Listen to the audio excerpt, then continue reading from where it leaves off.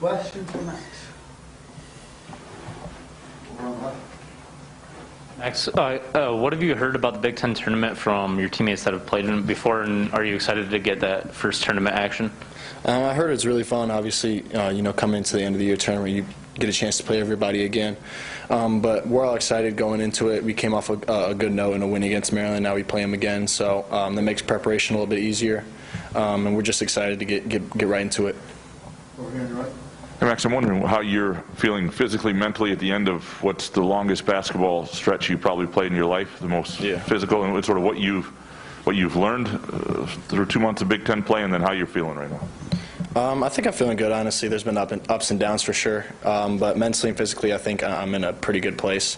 It's all just an adjustment, and since it's my first time being in this sort of period of basketball, like you said, it's the longest period of basketball I've played, most games I've played in a long time in a season, so I'm feeling pretty good. And if you ask what I learned through 2 months of Big Ten play, I just say the difference between levels of high school and college, and how the adjustment and how important it is to be able to stay positive through everything and adjust to that whole sort of setting. So that's the thing I learned for sure. Anything else from Max? Stephen? Max, same sort of question I was asking AJ. I mean, this team went one and done in both tournaments last year, and we've talked about inconsistency a lot this year. How confident are you that you guys have some consistency in you and could put together a run, and what will really be the key to making that happen? I think we're pretty confident. Like Malik said earlier, and even AJ a little bit, we know that we can beat any team. We've shown that, but at the same time, any team can beat us with some of our inconsistencies that we've had. So I think we're all confident, though. I think it all comes down to the confidence in each other and the hard work we've put in, and believing in that and allowing that to show on the court.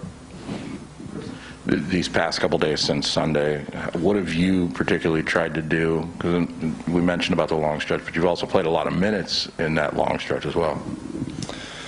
I think just taking care of my body, both mentally and physically, is important, especially going into March now, where you play a game almost every single day. So I think it's even more important to take care of your body mentally and physically. So that's what I've been trying to do, making sure I'm staying positive mentally, and then getting into the training room and staying positive and fixing my body physically. Max, what do you anticipate the environment and the atmosphere to be like? I think it's going to be rocking, to be honest. I think it's going to be really fun. Like they said last year, there was a Big Ten tournament, but there was no fans, just families. So I think everybody's going to be excited to come back and show support for their teams, and it's going to be fun for sure. You had a ridiculous early lead Sunday, and yet late in the game they were right there. I think they got to within 3. Did that sound a fair warning to you about needing to put your foot on the gas, so to speak, when you get a team down? Yeah, for sure. I mean, I think they did that to us last time we were at their place, and then it happened this time at our place. So going into this game now, we know that we can't obviously just look them off. But you're right, we got to put our foot in the gas pedal and make sure that we're making smart plays and not turn the ball over. So yeah, we got to put our foot on the gas pedal when we're up like that. Yeah, Max, when you look back at Sunday's game, when you looked at the film, what did you see about the way you played, and your thoughts about that? I thought in the first half, defensively and offensively, I played really good. I was in gaps. I was helping. I did a pretty good job on Ayala. Second half came around and he got going, and I didn't necessarily play as well as I'd like to offensively. I turned the ball over a couple of times, but I think all around it was solid. It wasn't terrible, but there were just moments the second half where it was embarrassing on my part. But I think overall I had a pretty decent game.